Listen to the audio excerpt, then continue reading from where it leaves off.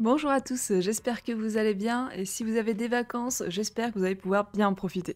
En août, les sorties sont un peu plus calmes, nous avons toutefois quelques sorties qui s'annoncent très intéressantes. À la fin de la vidéo, j'annoncerai aussi qui a remporté le précédent jeu concours. En ce mois d'août, nous avons la sortie de Cabot, un jeu de cartes de mémoire et de déduction où les joueurs cherchent à avoir le moins de points possible. On commence la partie avec 4 cartes face cachée devant nous, on peut en regarder 2 secrètement et la partie peut commencer. À notre tour, nous pouvons jouer une carte de la pioche, récupérer une carte de la défausse ou annoncer cabot. Pour les 2 premières actions, nous pouvons échanger notre carte récupérée par une ou plusieurs cartes identiques de notre jeu. Attention, si on se trompe, on conserve toutes les cartes en guise de pénalité. Lorsqu'on pioche une carte, on peut également la défausser pour profiter de son pouvoir, permettant de regarder une de nos cartes, d'espionner la carte d'un adversaire ou encore d'échanger une de nos cartes contre une des cartes de l'adversaire. Enfin, quand on pense avoir le moins de points devant soi, on annonce cabot et on vérifie les points de chacun. Chaque joueur prend autant de points qu'il lui reste sur ses cartes. Si quelqu'un dépasse les 100 points, c'est terminé. Le joueur ou la joueuse avec le moins de points gagne la partie. Les Rizières du Cambodge est un petit jeu de draft pour 2 joueurs qui tient dans la poche, dans lequel nous devons honorer au mieux les consignes de nos ancêtres. Le jeu se déroule en 2 saisons. On commence par choisir les ancêtres dont nous devons suivre les préceptes pour la partie. Ensuite, on commence par la saison humide, où chacun joue simultanément. On place chaque tour une carte de notre main dans notre rizière et une autre dans la rivière, puis on échange notre main avec celle de notre adversaire. Une fois la dernière carte posée, c'est la saison sèche. Tour à tour, on prend une carte de la rivière pour la placer dans notre champ. Quand la rivière n'a plus de cartes, on compte les points que nos rizières fermées, nos agriculteurs, nos buffles et nos ancêtres nous rapportent pour savoir qui remporte la partie. 1923 Cotton Club est un jeu de placement d'ouvriers dans lequel les joueurs cherchent à développer l'influence de leur club à l'époque de la prohibition. À chaque tour, on place nos pions sur le plateau et on prend des cartes dans la ligne correspondante. Construction d'amélioration, engagement de gangsters, procuration de contrebande et recrutement des musiciens pour répondre aux attentes des célébrités et les attirer dans notre bar. Chaque action nous apporte des symboles et nous fait progresser sur la piste de jeu. Nous devons veiller à notre criminalité pour éviter la police, améliorer notre initiative pour damer le pion à nos adversaires, augmenter notre influence pour attirer des clients prestigieux et gagner toujours plus de réputation pour remporter la partie. Culinario Mortal, Expédition Mortelle est un nouveau scénario de la célèbre gamme de Dîner en quête. Après la découverte historique du tombeau des prêtresses du roi de la jungle péruvienne, l'expédition vire au drame. Un des étudiants de Marie a découvert le corps sans vie de la célèbre archéologue.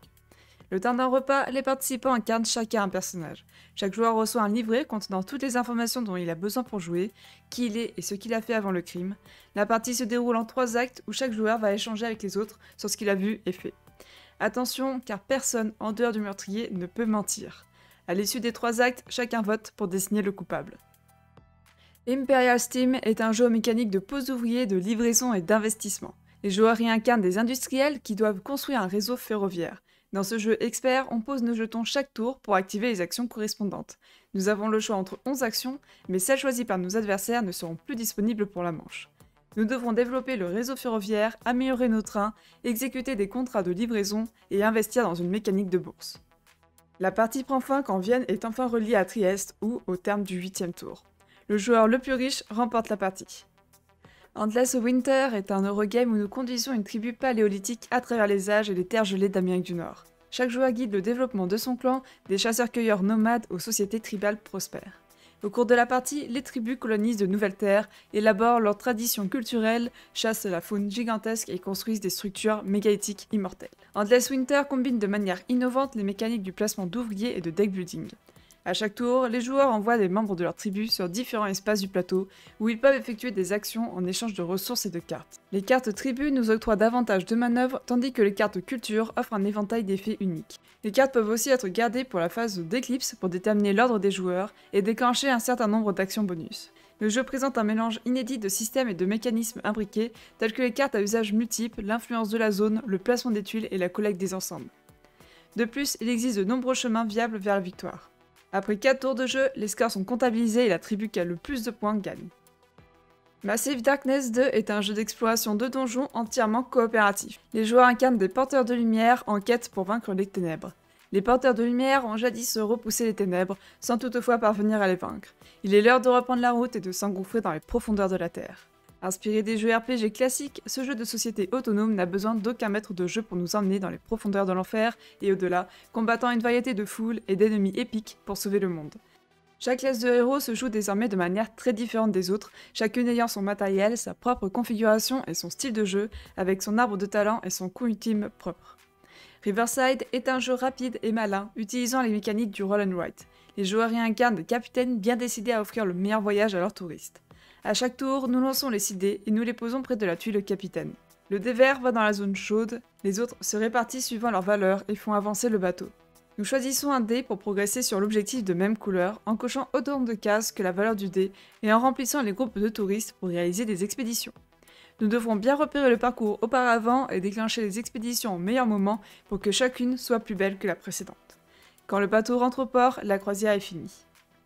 Si le nom Escape the Dark Sector vous évoque quelque chose, c'est parce qu'il reprend la mécanique de Escape the Dark Castle, un jeu d'aventure simple et fantaisiste qui met l'accent sur l'atmosphère, la narration et la coopération entre les joueurs. Parfait pour démarrer dans le jeu de société, l'aventure qui vous attend dans Escape the Dark Sector prend place dans un univers de science-fiction. Les joueurs incarnent l'équipage d'un vaisseau spatial confisqué et se retrouvent confinés dans le bloc de détention d'une vaste station spatiale.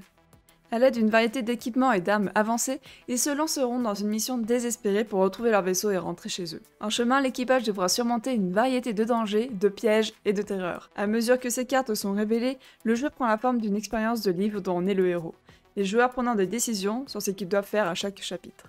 Le but du jeu est de compléter chaque chapitre, puis de vaincre le boss final pour récupérer notre vaisseau.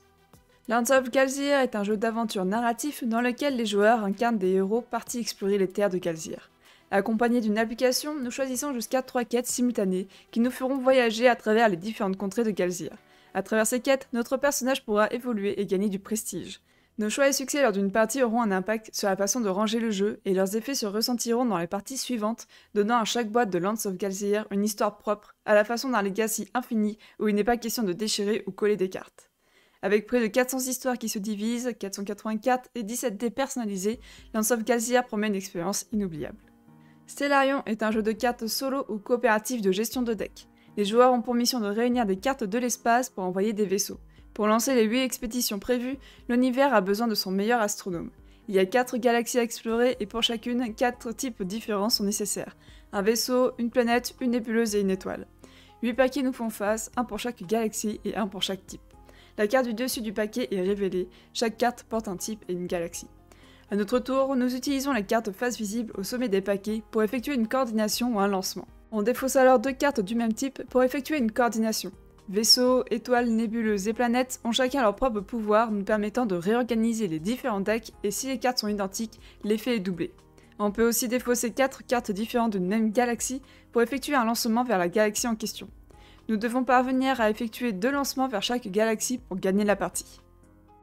C'est tout pour les sorties en août, j'ai hâte de vous retrouver pour la vidéo de septembre parce qu'il y a vraiment beaucoup de sorties de prévues ce mois-ci. Je vous affiche à l'écran les extensions prévues pour août avec Architecte du Royaume de l'Ouest, Littleton, Marvel Villainous et Shards of Infinity. Je ne vous fais pas plus attendre quant au résultat du jeu concours. Le tirage au sort pour emporter un bon d'achat de 20 € dans la boutique de Midgard, merci à eux, a été réalisé samedi 30 juillet comme prévu. Le ou la gagnante est donc Gaëlou Simply et Chico, j'espère dire ça correctement. Félicitations à eux et merci à tous pour votre participation. Je vous invite comme d'habitude à aimer la vidéo, à vous abonner et à partager notre chaîne pour nous soutenir. Vous pouvez mettre un petit commentaire également, ça fait toujours plaisir et on répond à tout le monde. On se retrouve très prochainement pour d'autres vidéos et en attendant, amusez-vous bien!